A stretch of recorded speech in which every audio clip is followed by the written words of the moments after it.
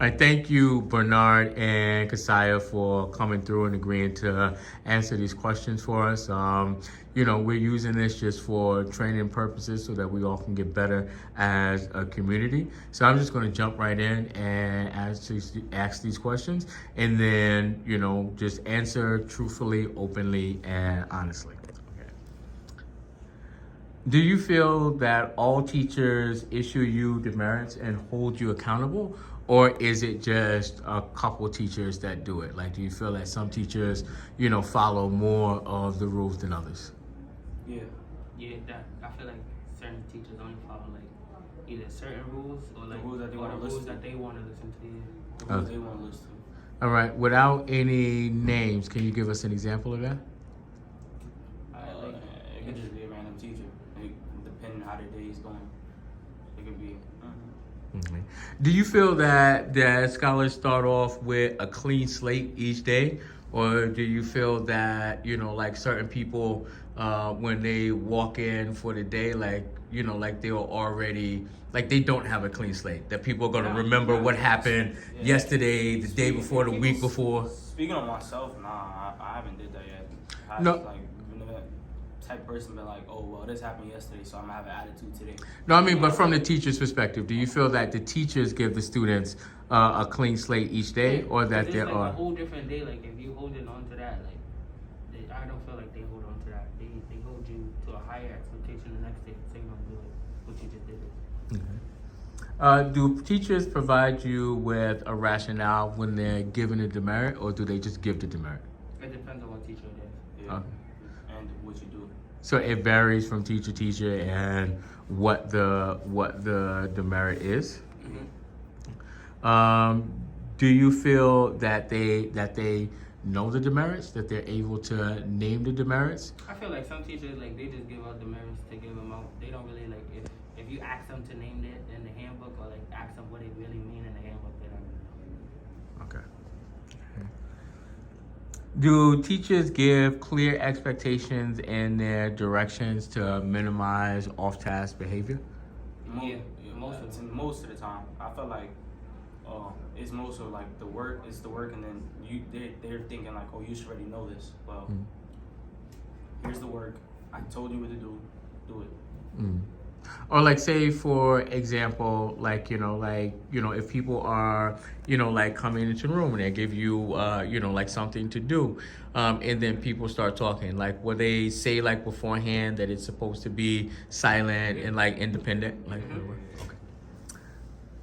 Do you feel that teachers use a neutral tone when holding scholars accountable or giving demerits? That also depends on the teacher because it depends on what type of person you are. What do you think, Bernard? I don't know. I don't understand that question.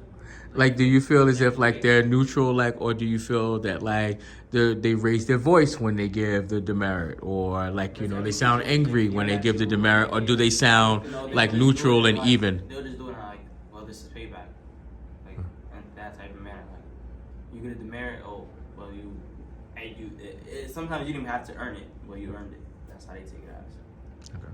Or they feel like if you worked up to it, then they'll give it to you. Okay.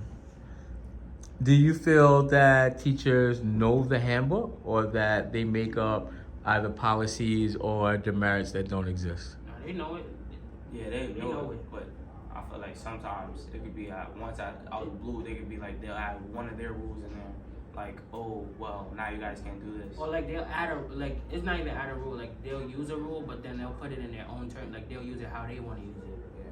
So like it's not really like if it's our rule, it's like how they want to use it. So it's Okay. So they won't. You're saying like they won't use it in like the spirit of how it's created, but they'll use it, okay, for the purposes. Okay. Is there an example that you can think of like that? I know I'm putting you on the spot. You haven't like prepared or had the questions in advance. Bathroom. Is this a rule that only 2 people per class can go to the bathroom? Yeah, that should be. That's generally No, but I'm like a talking best about like practice. out the whole class, only 2 people. What, out of the whole class? Out of the whole like class. yeah, out of the whole class, the whole period, 2 the people. whole like only 2 people go I wouldn't say that that's like a, you know, that that's a specific rule that's in there, but I think that, you know, like when teachers, you know, like the spirit of it is not having as many people out, having as many people in the room as possible, because then it takes you out of the learning environment. Like, you know, like if you're out. So that's why. But there should be, like, every teacher should have like a clear bathroom policy that every, you know, that every student is aware of, so that it's not a surprise and it doesn't fluctuate from day to day. Do you feel that teachers give you like the right demerit at the time, or do you feel that teachers may threaten you with demerits that are more severe but don't fit the situation? They do that a lot. That don't happen to me. I feel like every demerit I got, That happened I to me. deserve the demerit. that I got. Can you like, without providing like a specific name or something, can you give us an example of that? I was at home center. I had my phone on the table. I wasn't on it, but the teacher said that they was gonna give me the merits for being on it because they seen it and they didn't want to see it. Okay. And do you feel that, so at Legacy we have a 3-to-1 merit to demerit ratio, right? Meaning that for every one demerit that's given, that a teacher should give 3 merits. It doesn't necessarily mean to like the same student, but like within the whole class, like period, right? So like if I gave out, you know, like 3 demerits, then, you know, like I should be giving out 3 times as many merits to make sure that it's still a positive atmosphere and it doesn't turn into something that's all focused on the negative. Do you feel that that happens? I could speak on one teacher I know that does that for a fact. Mr. Eagle, yeah, he does that a lot. Like, say if you answer a question, it'll be +5, but you still get your demerit. Like, as going on, you'll still earn merits. Okay. And then, Kasai, you said that kind of, you know, like, Yeah, it did. just, Like, yeah, Mr. Eagle is one of them. He just did it to me, okay. but I didn't get the demerit, but somebody else got the demerit. But and then he still keeps trying. Yeah, Like you he makes still sure like you you're still get on the your- same boat. Like you understand like why you got the demerit, and like it's not like don't let the demerit like ruin your whole day. Okay, okay. Do you feel that like Mr. Eagle is an exception, or is that representative, or is it kind of 50-50? Nah, I feel like he listens. He does a lot. He did, yeah. do it. Mm. He evens it out. His demerits are like And they're reasonable, yeah. Yeah, they're like, reasonable. Like you understand, like, all right, I know what I was doing. He gave me demerit. He's not the type of person to just be like, all right, you got a demerit for. yeah, and he gives you your warnings. Like he Yeah, he he gives follows you a the warning. protocol. Like Okay, so he Warning. follows. It's Okay. a warning, then yeah. he gives you 2 warnings and then he gives you the demerit.